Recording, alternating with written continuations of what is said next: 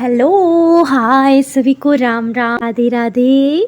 आप सभी को आपके अपनी यूट्यूब चैनल जान की क्लासेस पर सभी का दिल से बहुत बहुत स्वागत है। आई होप कि आप सभी लोग बढ़िया होंगे, मस्त भी होंगे और अपनी तैयारी में भी लगे होंगे।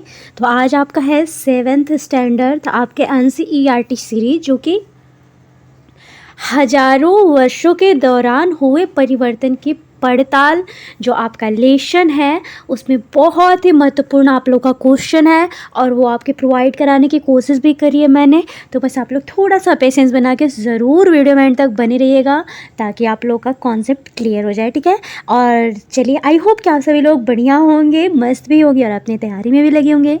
तो चलिए बिना देर के आपके सेशन की शुरुआत करते हैं। आज का फर्स्ट क्वेश्चन आपके स्क्रीन पर है कि अतीत में विदेशी किसे माना जाता था। तो मध्यकाल में गांव में आने वाला कोई भी अनजान व्यक्ति जो होता था, जो आपके समाज और संस्कृति का अंग नहीं होता था, उसको विदेशी कहा जाता था। ऐसे व्यक्ति को हिंदी में परदेशी और फारसी में अजनबी भी कहा जाता था। क्या बोला जाता था? तो ऐसे व्यक्ति को आपके समाज और संस्कृति का अंग न हो उसे विदेशी माना जाता था और व्यक्ति को हिंदी में परदेशी बोला जाता था या तो फारसी में उसे अजनबी कहा जाता था। फिर यहाँ पे आप लोग देख सकते हैं कि सन 700 के बाद काल के संबंध में अभिलेख आपके नहीं मिलते हैं। ये बात सही है, ये बात आपका बिल्कुल सही है। इस काल के दौरान मराठों ने अपने राजनीतिक महत्व की स्थापना की थी। ये बात भी सही है। जो आपके हजारों वर्षों के दौरान जो आपका ये साल जो था, जो आपका ये जो आपके NCERT 7th स्टैंडर्ड का जो आपका फर्स्ट है लेसन जो है, इसमें बोल रहा है कि इसमें जो दौरान जो मराठे जो आ गए थे तो उनके राजनीतिक महत्व की स्थापना भी हो गई थी। और बोल रहे हैं कृषि केंद्रित बस्तियों के विस्तार के साथ कभी कभी वनवासी अपनी ज़मीन से उखाड़ बाहर कर दिए जाते थे। तो ये बात भी सही है। लेकिन बोल रहा है कि सुल्तान गयासुद्दीन बलबन असम, मणिपुर तथा कश्मीर का शासक था। तो ये बात आपका गलत था। तो चलिए यहाँ तक आप लोग का क्लियर हुआ। अब यहाँ देख लेते हैं हम लोग अभिलेखगारों। अभिलेखगारों में क्या होता था? तो दस्तावेज रखा जाता था। क्या रखा जाता था? तो दस्तावेज रखा जाता था, ठीक है। और आपके जियाउद्दीन वर्नी जो थे, जियाउद्दीन वर्नी, यहाँ पे आप लोग देख सकते हैं ख आपका जियाउद्दीन वर्नी है। और आपका यहाँ पे आलू, मक्का, मिर्च, चाय, कॉफ़ी जो था, यहाँ पे आपका आलू, मक्का, मिर्च और आपका चाय और कॉफ़ी जो था, इस उपमहाद्वीप में इस काल के दौरान लाई गई कुछ फसलें मानी गई हैं। चलिए अब यहाँ तक आप लोग का क्लियर हुआ कि दस्तावेज आपके अभिलेखगार जो थे रखे जाते थे। जियाउद्दीन वर्नी जो आपकी 14वीं सदी का एक इतिहासकार माना गया था। और आपके आलू, मक्का और मिर्च, चाय, कॉफ़ी इस उपमहाद्वीप के इस काल के दौरान लाई गई कुछ नई फसलें हैं, जो कि आलू, मक्का, मिर्च, चाय और कॉफ़ी। चलिए इस काल में हुए कुछ प्रौद्योगिकी परिवर्तनों की तालिका दीजिए। तो 700 से 1750 के बीच के 1000 वर्षों में अलग अलग समय में हुई नई प्रौद्योगिकी का विकास हुआ, जैसे कि आपके सिंचाई, रहट, कताई, चरखे और युद्धों में आग्नेय शास्त्र, बारूद वाले हथियारों का प्रयोग होने लगा था। क्या हुआ था? तो आपके 700 से 1750 के बीच के हजारों वर्षों में अलग अलग समय पर नई प्रौद्योगिकी का विकास हुआ, जैसे कि आपका सिंचाई में रहट, कताई में चरखे और युद्ध में आपके आग्नेय शास्त्र, बारूद वाले हथियारों का प्रयोग जो था आपके शुरू हो गया था। फिर यहाँ पे आप लोग देख सकते हैं इस काल के दौरान हुए कुछ मुख्य धार्मिक परिवर्तनों की जानकारी दीजिए। तो हजारों वर्षों के दौरान धार्मिक परंपराओं में कई बड़े परिवर्तन भी आए थे। लोगों में दैविक आस्था वैयक्तिक स्तरों पर, सामूहिक स्तर पर था। हिंदू धर्म में नए देवी देवताओं की पूजा, राजाओं द्वारा मंदिर का निर्माण और पुरोहितों का महत्व भी बढ़ चुका था, जो कि ब्राह्मण हुआ करते थे। इस काल में भक्ति आंदोलन का आरंभ हुआ, जो कि कर्म कांडों के आलोचक थे। इस काल में 7वीं सदी में इस्लाम और 16वीं सदी में ईसाई धर्म का प्रादुर्भाव हुआ था। क्या हुआ कि हजारों वर्षों के दौरान धार्मिक परंपराओं में कई परिवर्तन आ गए थे। लोगों में दैविक आस्था, वैयक्तिक स्तर और सामूहिक स्तर भी था। हिंदू धर्म में नए देवी देवताओं की पूजा, राजाओं द्वारा मंदिर का निर्माण और पुरोहितों का महत्व भी बढ़ चुका था और ब्राह्मण हुआ करते थे। इस काल में भक्ति आंदोलन का आरंभ हुआ जो कि कर्म कांडों के आलोचक थे। इस काल में 7वीं सदी में इस्लाम और 16वीं सदी में ईसाई धर्म का प्रादुर्भाव हुआ था। क्या हुआ था? 7वीं सदी में आपके इस्लाम धर्म का और 16वीं सदी में इसमें ईसाई धर्म का प्रादुर्भाव हुआ। अब यहाँ पे आइए देख सकते हैं कि पिछली कई शताब्दियों में हिंदुस्तान शब्द का अर्थ कैसे बदला। तो पिछली कई शताब्दियों में हिंदुस्तान शब्द के अर्थ में अनेक परिवर्तन हुए। 13वीं सदी में जब फारसी के इतिहासकार मिन्हाज-ए-सिराज हिंदुस्तान शब्द का प्रयोग किया तो उसका अर्थ था कि गंगा यमुना के बीच में स्थित क्षेत्र और पंजाब हरियाणा से था। उसने इस शब्द का राजनीतिक अर्थ में उन इलाकों के लिए इस्तेमाल किया था जो दिल्ली के सुल्तान के अधिकार के क्षेत्र में आते थे। इसके विपरीत 16वीं सदी के आरंभ में बाबर ने हिंदुस्तान शब्द का प्रयोग इस उपमहाद्वीप के भूगोल, पशु पक्षी और यहाँ के निवासियों की संस्कृति का वर्णन करने के लिए किया था।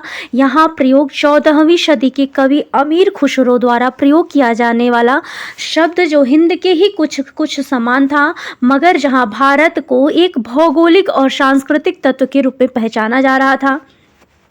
फिर यहाँ पे देखिए, ये जो बता रही हूँ ना, एक एक टॉपिक आप लोग का इतना इंपॉर्टेंट है। असर्शन रीजन में आपके यहीं से क्वेश्चन उठा के पूछ दिए जाते हैं और आप लोग समझ नहीं पाते हैं। तो एक एक टॉपिक अगर आप लोग ध्यान से देखते चलते हैं ना, बहुत ही मतलब आप लोग के लिए वीडियो समझ लीजिए बहुत ज़्यादा हेल्पफुल होने वाली है। बोल रहा है ना कि पिछली कई शताब्दी में हिंदुस्तान शब्द के अर्थ में अनेक परिवर्तन हुए थे।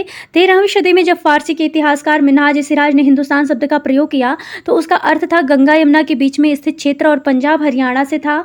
उसने इस शब्द का राजनीतिक अर्थ में उन इलाकों के लिए इस्तेमाल किया जो दिल्ली के सुल्तान के अधिकार क्षेत्र में आते थे। इसके विपरीत ये था कि 16वीं सदी के आरंभ में बाबर ने हिंदुस्तान शब्द का प्रयोग इस उपमहाद्वीप के भूगोल, आपके पशु पक्षी और यहाँ के निवासियों के संस्कृति के वर्णन के लिए किया था। यह प्रयोग आपके 14वीं सदी के कवि जो अमीर खुसरो द्वारा प्रयोग किया गया। शब्द हिंद के ही कुछ के समान था, मगर जहां भारत को एक भौगोलिक और सांस्कृतिक तत्व के रूप में पहचाना जाता था। चलिए अब नेक्स्ट देख लेते हैं, जातियों के मामले कैसे नियंत्रित किए जाते थे। तो जातियां स्वयं अपने अपने नियम बनाती थीं जिससे कि वे अपनी जातियों के सदस्य के व्यवहार को नियंत्रित कर सकें। इन नियमों का पालन जाति के बड़े बुजुर्ग की एक सभा करवाती थी जिससे कुछ इलाकों में जाति पंचायत कहा जाता था, लेकिन जातियों को एक अपने निवासों के गांवों और रिवाजों का पालन भी करना पड़ता था। देखिए यहाँ पे जातियाँ जो होती थी तो जातियाँ स्वयं अपने अपने नियम बनाती थीं जिससे कि वे अपने जाति के सदस्यों के व्यवहार को नियंत्रित भी कर सके, और इन नियमों का पालन जाति के बड़े बुजुर्गों की एक सभा करवाती थी जिससे आपके कुछ इलाकों में जाति पंचायत कहा जाता था, लेकिन जातियों को अपने निवास के गाँवों के रिवाजों का पालन भी करना पड़ता था। अब यहाँ पे देखिए कि सर्व क्षेत्रीय साम्राज्य से आप क्या समझते हैं। तो सर्व क्षेत्रीय साम्राज्य से तात्पर्य उस साम्राज्य से है जो अनेक क्षेत्रीय राज्यों को मिलाकर बना हो, जैसे सल्तनत, साम्राज्य, मुगल साम्राज्य आदि। क्या होगा सर्व क्षेत्रीय साम्राज्य, क्या होता है?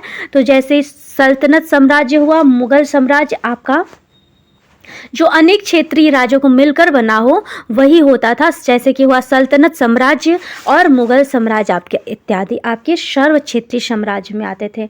अब यहाँ पे देखिए कि पांडुलिपियों के उपयोग में इतिहासकारों के सामने कौन कौन सी समस्याएं आती हैं। तो पांडुलिपियों के उपयोग में इतिहासकारों के सामने निम्न समस्याएं आती हैं। क्या क्या आती हैं तो ये भी देख लीजिए कि कई बार पांडुलिपियों की लिखावट को समझने में दिक्कत आती है।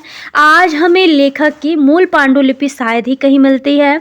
मूल पांडुलिपियों की नई प्रतिलिपि बनाते समय लिपिक छोटे छोटे फेरबदल करते चलते थे, कहीं कोई शब्द कहीं कोई वाक्य, सदी दर सदी प्रतिलिपियों की भी प्रतिलिपियां बनती रही और अंततः एक ही मूल ग्रंथ की भिन्न भिन्न प्रतिलिपियां एक दूसरे से बहुत अलग हो गई। अब यहाँ पे आप लोग देख सकते हैं कि इतिहासकारों को बाद के लिपिकों द्वारा बनाई गई प्रतिलिपियों पर ही पूरी तरह निर्भर रहना पड़ता था। इसीलिए इस बात का अंदाज लगाने के लिए मूलतः लेखक ने क्या लिखा था कि इतिहासकारों को एक ही ग्रंथ की विभिन्न प्रतिलिपियों का अध्ययन करना पड़ता है। चलिए अब नेक्स्ट देख लेते हैं। इतिहासकार अतीत को कालों या युगों में कैसे विभाजित करते हैं। क्या इस कार्य में उनके सामने कोई कठिनाई आती है? तो अधिकतर इतिहासकार आर्थिक तथा सामाजिक कारकों के आधार पर ही अतीत के कालखंडों की विशेषताएं तय करते हैं। इन आधारों पर इतिहास के प्राचीन, मध्य, आधुनिक कालों में बट गया है। कालक्रम को विभाजित करते समय इतिहासकारों के सामने यह समस्या उत्पन्न होती है कि वे किस महत्वपूर्ण घटना के बाद कालक्रम का विभाजन करेंगे। अब यहाँ तक आप लोग का क्लियर हुआ। नेक्स्ट देख लेते हैं।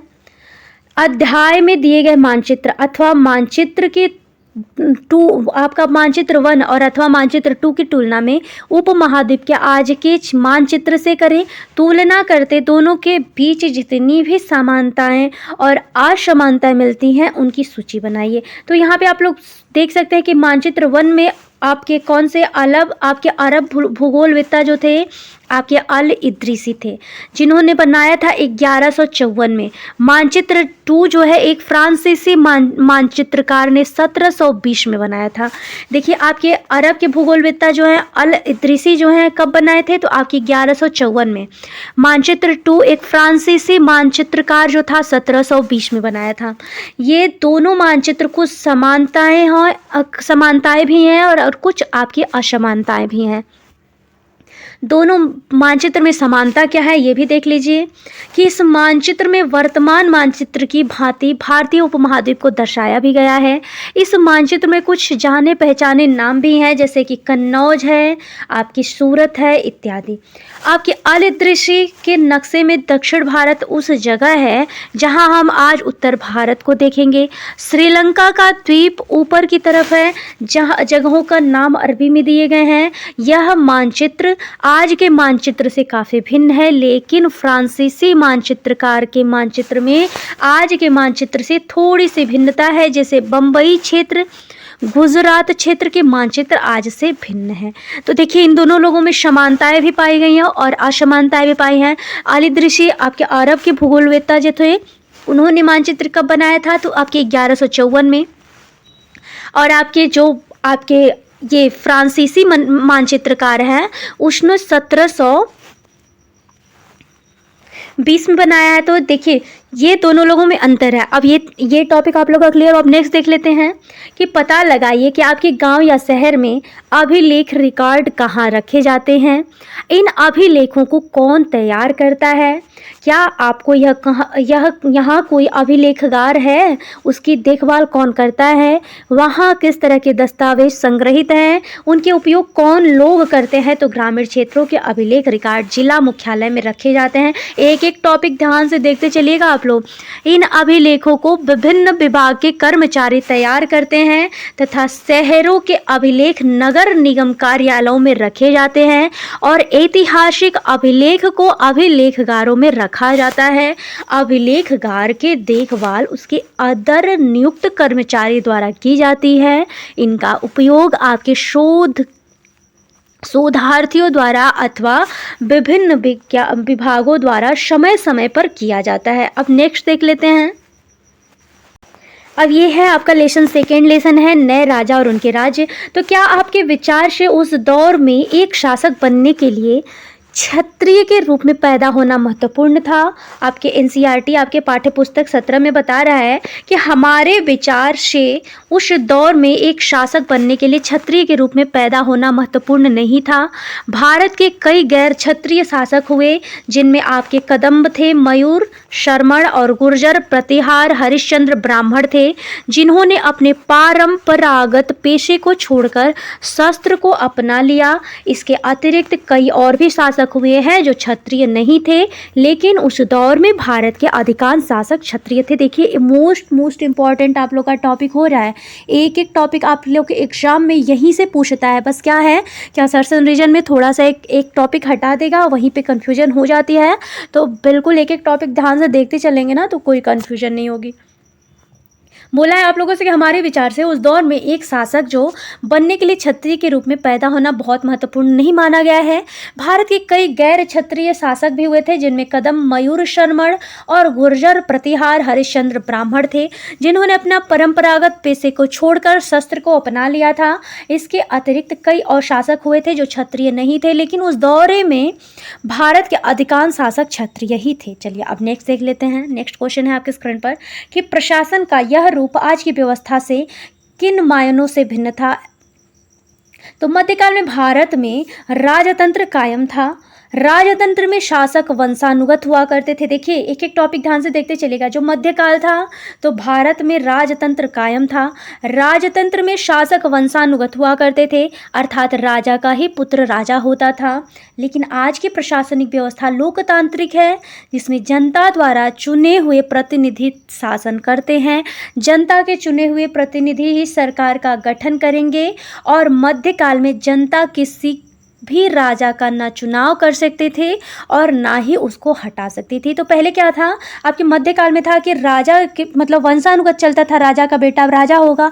अब क्या राजा कौन बनेगा, तो जिसे आप जनता, आप देखिए आपका लोकतांत्रिक है, तब लोकतंत्र आपका उतना प्रशासनिक व्यवस्था आपकी अब लोकतांत्रिक है। तो पहले ऐसा नहीं था, पहले था राजतंत्र पर कायम रहता था। जो आपके राजा होते थे तो राजा का वंशानुगत, अब मान लीजिए कोई भी राजा हुआ, उसका बेटा हुआ तो बेटा राजा बनेगा, ऐसा चलता था। लेकिन अभी क्या है, अभी आपका लोकतांत्रिक है, आपके जनता जो जिसको राजा चुनेगी वो राजा होगा। ठीक है, तो यहाँ तक आप लोग का कॉन्सेप्ट क्लियर हुआ। नेक्स्ट है आपके स्क्रीन पर कि मानचित्र वन को देखो और वे कारण बताइए कि जिनके चलते ये शासक कन्नौज और गंगा घाटी के ऊपर नियंत्रण चाहते थे।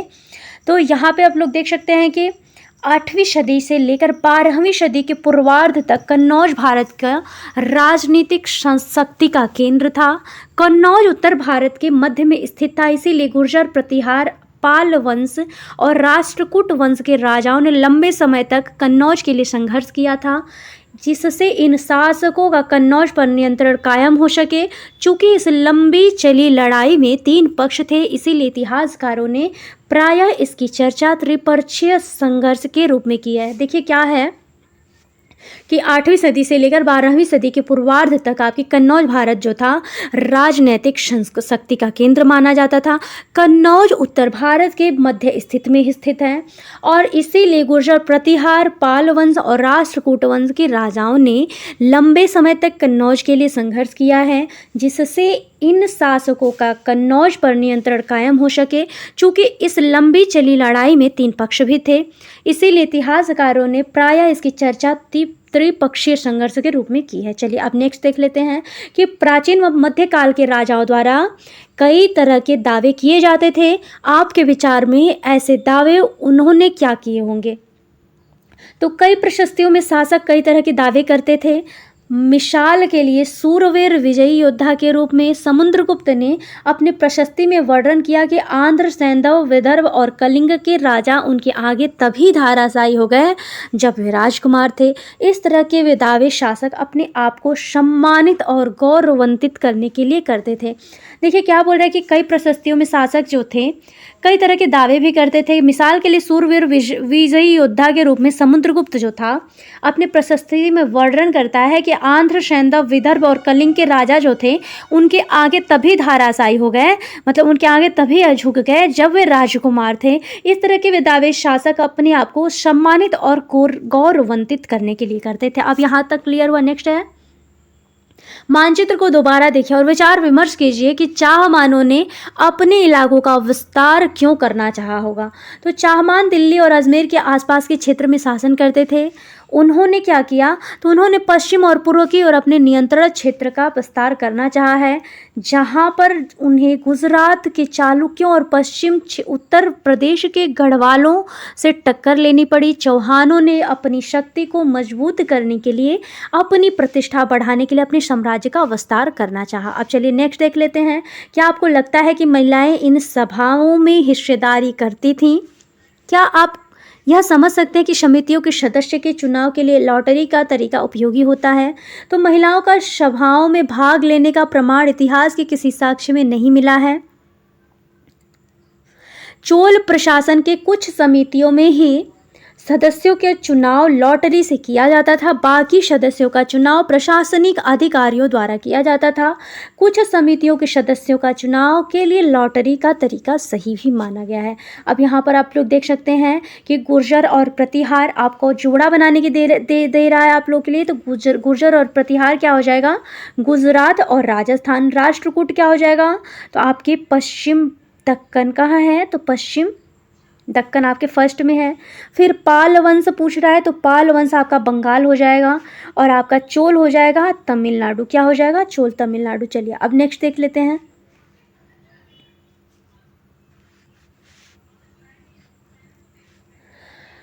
त्रिपक्षीय संघर्ष में लगे 3 पक्ष कौन कौन से थे। त्रिपक्षीय संघर्ष में लगे तीनों पक्ष आपके गुर्जर थे, प्रतिहार थे, राष्ट्रकूट थे और पाल वंश थे।